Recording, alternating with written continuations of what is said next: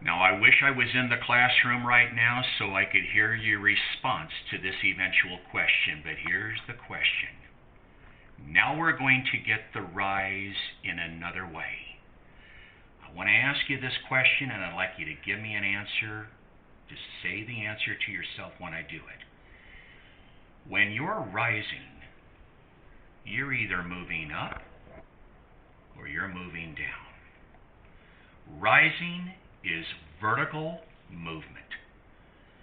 Look at the two axes up here on this coordinate plane, the x-axis and the y-axis.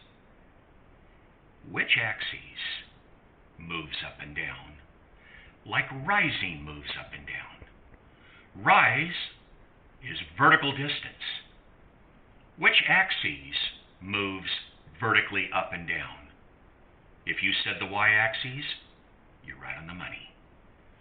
The y-axis moves up and down, just like rising moves up or down.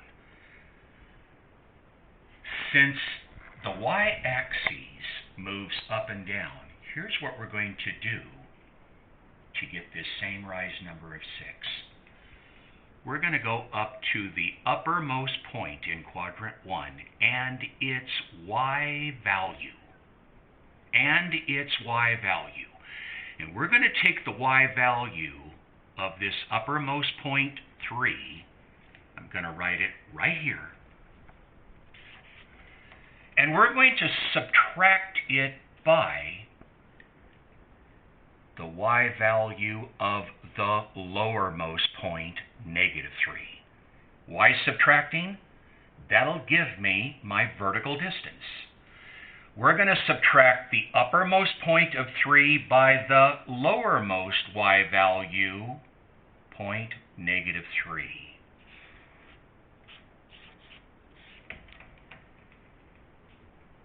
If we use the rule of subtraction, let's see what we get. 3 minus -3 would mean 3 plus its opposite. And by golly, 3 plus 3 is 6. And that 6 just happens to match this 6 right here. If you're thinking coincidence, not at all. It'll always be true. So, if we can find the rise by subtracting corresponding y values of the 2 points that are on that line, we should be able to come up with a formula. We're going to take this y value and we're going to subtract it by the other y value in this lowermost point. Now, since these two y values are different integers, they're not the same values. When we come down here to show that we're going to subtract our y values, we're going to have to show it in a language that will mean that this y value will be a different y value than this one. And we use a vocabulary word that's called a subscript. Not an exponent, but a little number that we write below the letter. And here's how we do it. If we write y sub 2, we're going to let this positive 3 right here, this y value of this uppermost point, we're going to let it be our y sub 2. And we're going to subtract it by the lowermost y value, which we will call y sub 1. What did I do up here to get that answer of 6? I took the uppermost y value of 3. I subtracted it by the y value of the lowermost point. And when we used the rule of subtraction, we got 6, which matched him. There must be some correspondence then between subtracting y values. So the rise portion of the formula is y sub 2 minus y sub 1. And, by the way, it would not matter where you begin when you begin to subtract your y values. You could begin at the lowermost point and subtract it by the y value of the upper, and we'll still end up getting the same correct answer. So the rise is y sub 2 minus y sub 1. Maybe kind of a corny statement right here, but it is true. When you're rising, you're wising. When you're rising, you are finding the difference between y values. Now, let's go to the run. Let me start at the beginning again and do my rise again. 1, 2, 3, 4, 5, 6. I rose at 6. We've already defined that. Now, beginning at my index finger, I'm going to run, and I'm going to stop running when I get to the uppermost point. Here we go. I'm moving to the right. It's positive. 1, 2, 3, 4, 5, 6, 7, 8, 9. The run is positive 9. I'll put that right here. Now, I'm not going to reduce this slope yet because I want to show you how we can also come up with a run of 9 by using the x values of each of these ordered pairs. Why is it the x values? Well, look at what you're doing when you run. Let me start right here and go back up to 6. I'm right there. When I ran, when we run or jog, when we run, we're moving horizontally. Which axis up here moves horizontally? The x-axis does. So I believe to find our run, let's see what happens if we take the x value of the uppermost point and subtract it by the x value of the lowermost point. Rule of subtraction, he remains the same. The minus goes to a plus. The negative 3 goes to its opposite.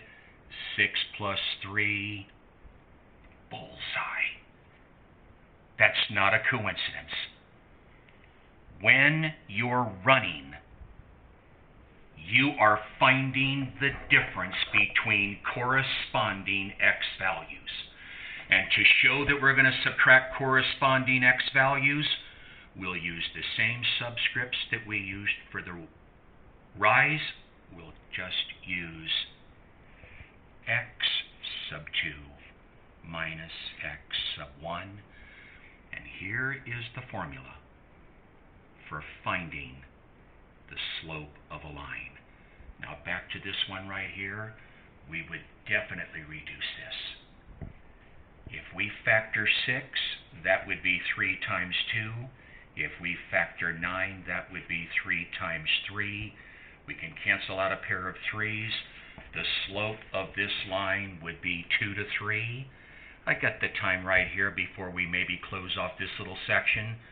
Let me just start right here, and let me show you the staircase. I really want you to see it. Beginning right there, let's rise it up 2.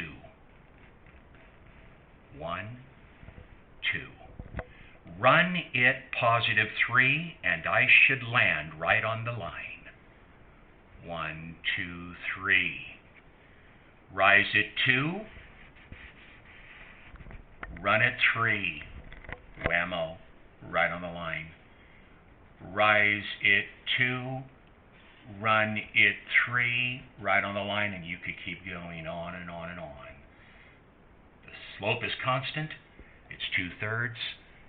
Here is the formula that we'll use to find the slope of a line. Now, the key question is, now that we've come up with the formula, when do we use it? That's important to the student. When do we use m is equal to y sub 2 minus y sub 1 over x sub 2 minus x sub 1? When do we use this formula? When do we use the formula to find the slope of a line? Answer, people. When you are given 2 points. You're not given the graph. You're given 2 points, like these 2 points that we're going to do in a moment, like these 2 points, like these 2, and so on. This is key. We have developed the formula for finding the slope of a line. When do we use it? When do you use it? When on your homework assignment or on an exam, you are given 2 points. 2 points. That's when we use the formula to find the slope. Now, I believe I'm going to cut this off right now so I can kind of get re-engaged with getting some things prepared, because I feel like if I'm going to start right here, my able partner is going to have to shut it off because I'm going to run out of time. It's a good stopping point. We will resume in a moment, and we will resume by using this formula and these problems right here to find the slope